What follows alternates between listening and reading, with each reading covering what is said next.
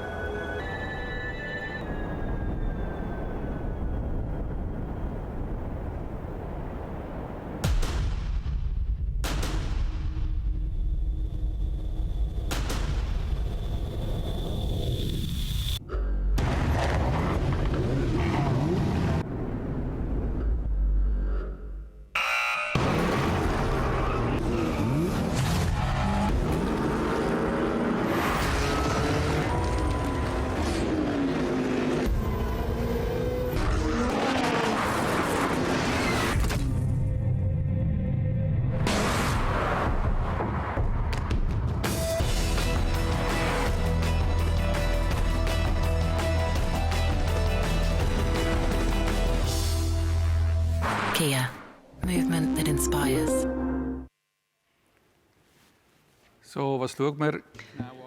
Alors, qu'est-ce que je vais vous présenter pendant une petite demi-heure? Nous sommes directement dans l'introduction déjà. Après, je vais vous présenter l'évolution du segment des véhicules électriques, le design en tant que tel que je montrerai sur la petite bête, évidemment. Après, la présentation de la plateforme iGMP et la concurrence. Et tout à la fin, la technologie concernant le EV6. Alors, comme vous pouvez le voir et lire, la presse est enthousiaste. Tout le monde en parle, tout le monde écrit. C'est bien, c'est partout pareil au monde, on le compare à la Porsche. Et c'est bien, à juste titre, d'ailleurs, ce qui fait qu'avec ce véhicule, nous allons avoir beaucoup de succès. Le segment des véhicules électriques, alors où est-ce qu'on se positionne, nous, avec notre V6? C'est le segment crossover par excellence. Alors, à gauche, on voit la hauteur du véhicule et à droite, la longueur. On est à peu près positionné au milieu. Donc, c'est un peu un crossover électrique. C'est une combinaison entre SUV et véhicule traditionnel. On a énormément de place. C'est excellent. Le véhicule a une position de conduite plus élevée. On est un peu plus au perché. Tout en même temps, on a un empattement assez lent, ce qui donne une expérience très dynamique. Et comme je vous ai dit, en tant qu'espace, extrêmement généreux. Alors, quid de l'évolution du segment EV en Suisse? À gauche, on voit les parts de marché en pourcentage de véhicules purement électriques. Il n'y a pas de plug-in ni d'hybride parce qu'on parle de purement électrique. Là, nous sommes à quasiment 12% maintenant pour 2021 et ça pour janvier à octobre. Et à droite, on voit la part de véhicules électriques dans le volume qui a aussi en pourcentage. On peut constater qu'il y a encore beaucoup de potentiel car de janvier à octobre 2021, ce sont 10%. Et cela avec les deux véhicules qu'on connaît. Et là, le EV n'y était pas encore, les V6 n'étaient pas encore. Donc là, on va faire encore beaucoup mieux. Alors maintenant, parlons un peu de design. Regardons la beauté de notre engin. On a le nez de tigre typique pour Kia.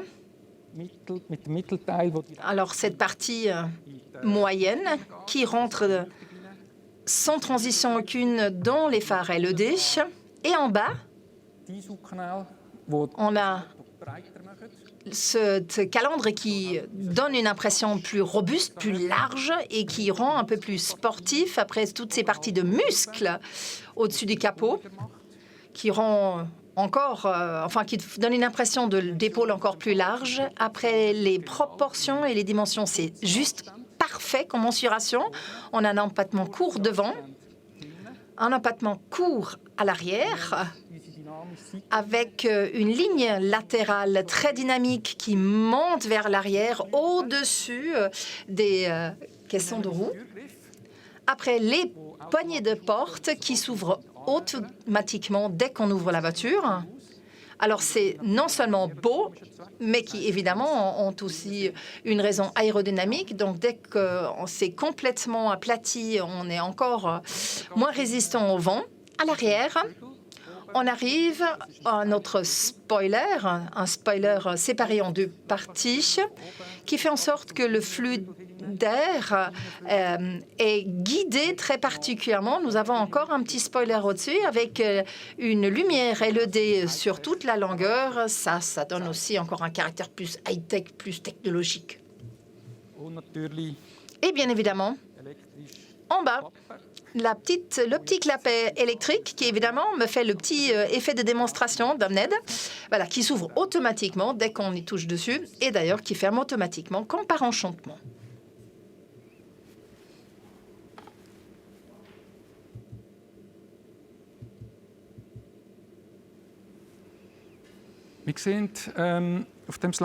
On le voit ici. Tout à gauche, c'est la version standard, GT Line et GT variante tout à droite, là encore. Il y a quelques différences, comme par exemple pour le GT Line, devant, à l'avant, et il y a une autre couleur. Après, pour les passages de roues, c'est aussi dans une autre couleur. On ne le voit pas très bien, mais nous avons donc les parties de décoration qui est horizontale pour la GT Line et pour la GT, c'est à la verticale. À la partie arrière aussi, là, on constate que nous avons les phares avec des yeux de chat. D'un côté, c'est vertical. Non, pardon, il se corrige. Vertical pour le GT et horizontal pour le GT Line. Ce qu'on ne voit pas que là, on voit que les sabots de frein sont laqués jaunes. Ça ne se voit pas sur l'image qui est trop petite. Désolé. Alors là, le cockpit, c'est hyper design. Dès qu'on rentre, on a vraiment l'impression qu'on est vraiment joliment coulé dans le cockpit avec un design élancé. Après, l'intérieur très vert avec le cuir vegan et les housses de siège et tapis de sol en plastique recyclé. Ça veut dire pour les garnissages, il y a un peu plus de 100 bouteilles PET qui ont passé et qui ont donc retrouvé une nouvelle vie. À gauche, on voit le cockpit high-tech positionné et centré autour du conducteur à hauteur des yeux. C'est comme un instrument combiné. Et à droite, on voit l'écran multimédia avec 12,3 pouces. Avec une résolution 1920 x 720 pixels. Alors, le matériel, c'est un espèce de verre chimique endurci. Alors, si on le compare, par exemple, avec VV, le ID4, il a un instrument combiné avec seulement un écran 12 pouces. Et le Tesla, par exemple, là, il a un écran 15 pouces où tout se passe sur le seul écran et c'est pas vraiment optimal. C'est nettement mieux chez nous. Et à droite, d'ailleurs, on voit nos sièges où on peut d'ailleurs complètement s'allonger pour dormir. C'est extrêmement confortable, c'est simple. On appuie sur un bouton, c'est hyper ergonomique. C'est la relaxation premium.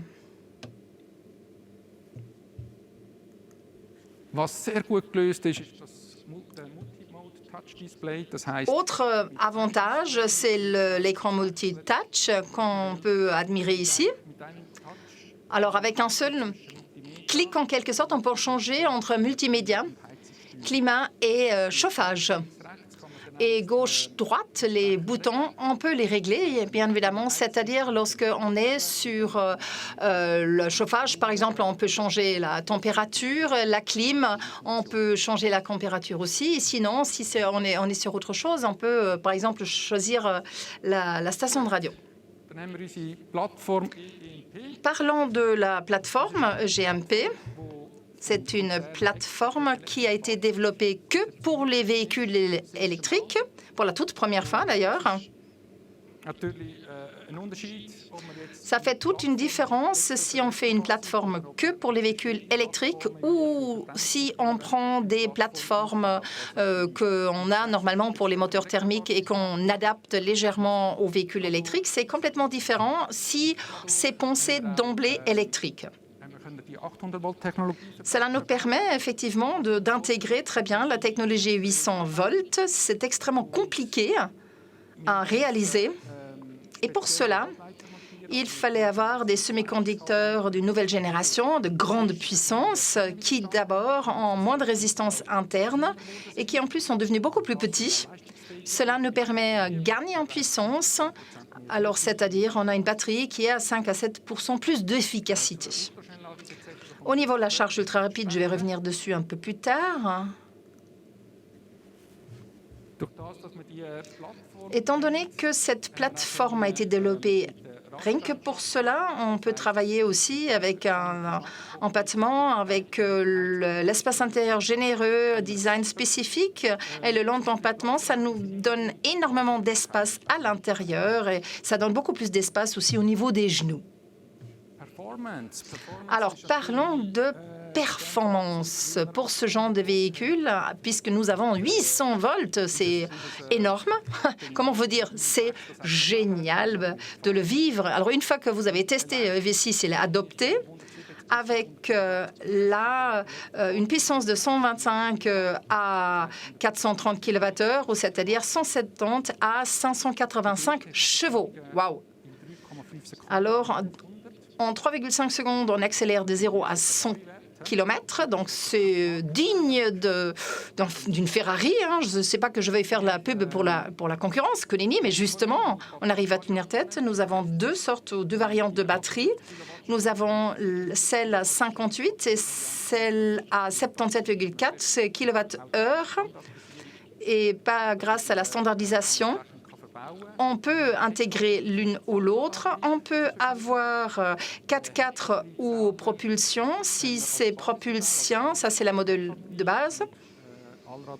Et 4x4, on peut l'avoir en option. L'essieu arrière, évidemment, ne change pas. Et si on a le 4x4, c'est un peu autrement accéléré. On peut avoir ici énormément de newton-mètres avec des valeurs absolument fulgurantes, comme vous pouvez le voir. Cela nous a permis aussi de jouer davantage avec la pondération du poids entre l'essieu avant et arrière. Cela nous assure aussi une belle traction arrière ainsi que la traction intégrale. D'ailleurs, on a un système de reconnaissance de remorque. Donc, lorsqu'on sait qu'il y a une remorque, on dit « Ah oui, attention !» Alors, je ne sais pas, ça vous pèse par exemple 1000 kilos. Donc, les 1000 kilos sont rentrés dans le système et une fois qu'il a la valeur, le système peut aussi recalculer l'autonomie. Car évidemment, lorsqu'on a une remorque, on a nettement plus de poids et donc moins d'autonomie. Au niveau de la récupération, ça a également été amélioré avec la PED dont je vous ai déjà parlé, c'est-à-dire on peut accélérer et freiner avec une seule pédale, ce qui permet d'augmenter largement l'autonomie, étant donné qu'on arrive à mieux recharger la batterie tout en roulant.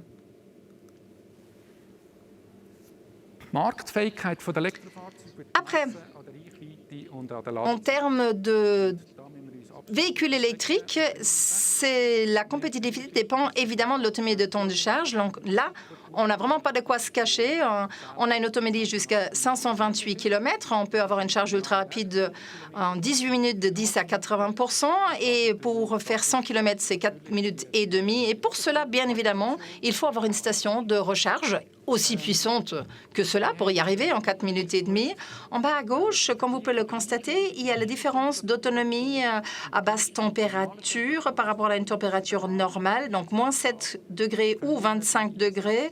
Pour le V6, on perd environ 20% d'autonomie. Or, la concurrence Ils perdent nettement plus, comme on peut le constater. Donc, c'est très important aussi. On perd moins en autonomie lorsqu'il fait très froid. Ça, c'est un avantage compétitif, car en Suisse, on aime bien faire du ski. Il y a des montagnes. Et donc, de ce fait, on ne vit pas sous des chaleurs tropiques toute l'année. Étant donné que je viens de mentionner la concurrence, qu'est-ce qu'elle fait, cette concurrence? Lorsqu'on le regarde là, au niveau de la charge remorquée freinée, c'est 1600 kilos. Il n'y a que le Ioniq 5 qui arrive à le faire. Le Polestar, là, on est déjà à 1005. Et après, c'est encore de moins en moins, comme on peut le constater. Donc là, nous sommes vraiment en pole position. Et si on prend la puissance représentée en chevaux, là, on a donc 150 à 650. Nous sommes à 580 pratiquement. Les autres sont largement à la traîne. Donc ça, c'est aussi un grand avantage de notre véhicule. Après, la durée de charge, je vous ai déjà dit, en quelques minutes de 10 à 80, en 18 minutes pour être exact, il n'y a que l'Ioniq 5 qui arrive. Alors, le Polestar, il lui faut déjà 35 minutes pour arriver de 10 à 80 et les autres. Alors là, c'est de 5 à 80%. Là, ils sont entre 38 et 45 minutes. À droite, on voit la pompe à chaleur qui est intégrée et montée dans ce véhicule. Normalement, c'est de série. Alors sinon, ça coûte, pour là où c'est pas intégré, 1500 en plus. Ce qui permet effectivement d'avoir un bon chauffage aussi de la cabine en plus. Alors là, on constate que ça peut, dans le Ioniq 5, c'est une option. D'ailleurs, ça coûte 2000 francs chez eux et 1250 chez nous, comme j'ai dit tout à l'heure. Et le prix de Ioniq est déjà de base 63 900. Alors maintenant, par rapport à la concurrence, différence avec l'Ioniq 5, je pense qu'il faut mentionner expressément, c'est le Kia Connect. Alors, 7 ans, on a un service en ligne gratuitement. Ce n'est que 3 ans gratuits pour Hyundai avec le Blue Link. Après, il faut payer. Après, au niveau de la garantie, 7 ans ou 150 000 kilomètres, 5 ans et kilomètres illimités chez Hyundai. À mon avis, ce qu'il faut mentionner aussi, que le Kia EV6 est beaucoup plus sportif que le modèle de Hyundai. Et d'ailleurs, Kia a tablé sur cette différence, surtout au niveau de plaisir de conduite. Alors, qui dispose encore d'une technologie de 800 volts? Alors, il y a Porsche avec le Taycan, Audi e-tron et le Hyundai Ioniq 5 dont j'ai déjà parlé. Mais comme on peut constater au niveau des prix, les deux autres, surtout Audi et Porsche, sont dans le segment très supérieur. Donc, ça coûte largement au-dessus de 100 000 francs. Alors là, c'est un grand plus aussi pour nous. Sur le plan technologique, qu'est-ce que tout cela apporte en utilisation? Nous avons, on le voit ici sur la vidéo, une commande intelligente avec des phares LED. Ces phares LED permettent de rouler toujours avec les pleins phares, et dès qu'il y a une circulation inverse, à ce moment-là, on a une fonction anti-éblouissement qui se fait automatiquement. Et ensuite, on repasse en mode phare dès que l'autre voiture est passée. Dans le Sorento, on a ça également. Donc, on a un assistant de phare, pour ainsi dire, qui s'active et se désactive. Alors que là, ici, donc, c'est un fonctionnement un peu différent. Qu'est-ce qu'on a encore? On a encore un setup display avec AR, c'est-à-dire réalité augmentée. Cette réalité augmentée, on le voit ici à gauche. On voit les flèches qui indiquent la direction de la navigation. On a l'impression que ces signes se situent sur la route, c'est-à-dire que comme ils sont en 3D, on a l'impression qu'ils sont vraiment sur les conditions réelles, en fait, sur la route, finalement, sur la voie. Donc c'est absolument génial, ça donne une sensation réelle. Et les informations relatives à la sécurité sont également affichées. Et on voit avec une flèche en rouge, par exemple, qu'il faut s'acheminer un peu plus vers la droite si on déborde de la voie. Et à droite, on voit également le contrôle de la distance par rapport au véhicule précédent. Donc, si vous avez un véhicule, par exemple, qui s'insère sur la voie devant vous et qui a une vitesse plus lente, vous avez également un affichage sur ce display HUD. On a également un moniteur 360 degrés, on connaît ça déjà sur des modèles précédents. La spécificité ici, c'est que c'est la représentation, la visualisation 3D. Cette visualisation 3D, on peut aussi la faire pivoter, c'est-à-dire qu'on peut voir la vue de derrière, la vue de côté, etc. Le tout toujours en 3D. La visualisation permet de se situer dans l'environnement. C'est un peu aussi quelque chose que l'on peut transférer sur le smartphone, c'est-à-dire que l'on a cette fonctionnalité. Et le tout fonctionne avec Kia Connect, bien entendu. Maintenant, on a l'assistant de stationnement téléguidé, pour ainsi dire. Donc, vous voyez que le conducteur peut, grâce à cette fonction de télécommande, faciliter le stationnement. À droite, on voit le stationnement en parallèle également. On a également l'assistant autoroute 2.0. C'est une extension du système d'assistance qui existait déjà. On voit en haut l'assistant au changement de voie qui est à commande automatique. Dès que l'on utilise le clignotant, il se met en marche. Et dès qu'on a terminé le dépassement, il se remet sur la voie, le tout de façon automatisée. Cet assistant permet, quand on est dans une file de véhicules, de mieux gérer les distances et d'éviter des collisions. On a également l'assistant de contrôle de voie. On remarque si, par exemple, il y a un véhicule qui arrive de la gauche et qui souhaite se rabattre, le radar le reconnaît et essaye d'éviter en partant sur la droite. Là aussi, le but étant d'éviter une collision. Ce qui est absolument génial sur le V6, c'est le véhicule-to-véhicule ou véhicule-to-load. C'est une nouvelle fonctionnalité qui permet de manière générale de retirer de l'énergie électrique de manière générale du véhicule. Donc, par exemple, si on veut charger quelque chose, on peut le faire via le câble ICCB. On peut le brancher et on a la possibilité ainsi d'avoir une charge. Donc, si l'on a également la possibilité d'utiliser une prise dans la voiture, par exemple un aspirateur ou autre, on n'a pas obligé de charger différemment. On a un système ainsi bidirectionnel qui permet de charger dans les deux sens, alors que les véhicules concurrents ne peuvent pas faire ça. Cette fonctionnalité est désactivée lorsque l'on a moins de 20% de charge. Et sinon, on peut ajuster de 20 à 80% ou à 60%, par exemple. Si on veut que ce soit jusqu'à 60% que ça fonctionne, on peut activer cela dans les paramètres soi-même.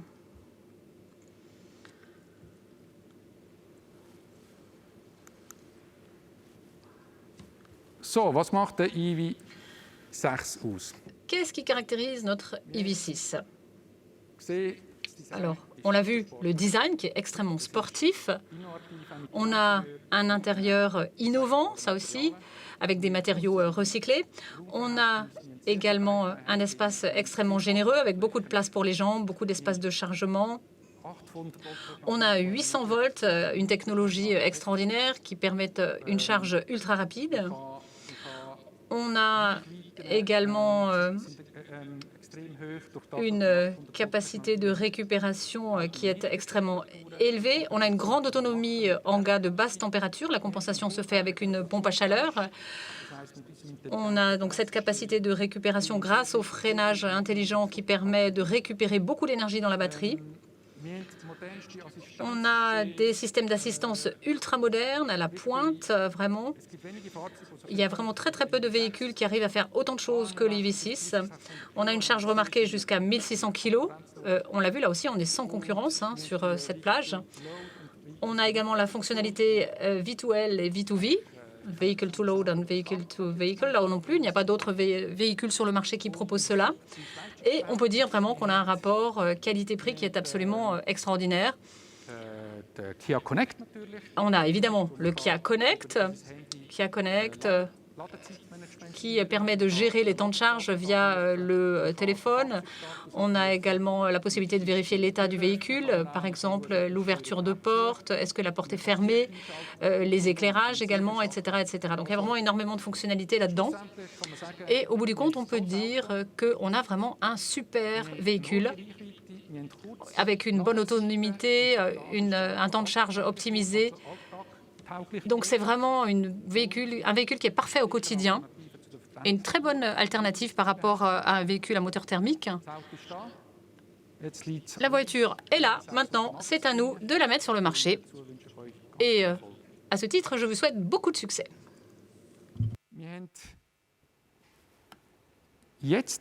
Et maintenant, nous avons 5 minutes de pause avant de poursuivre avec le Sportage.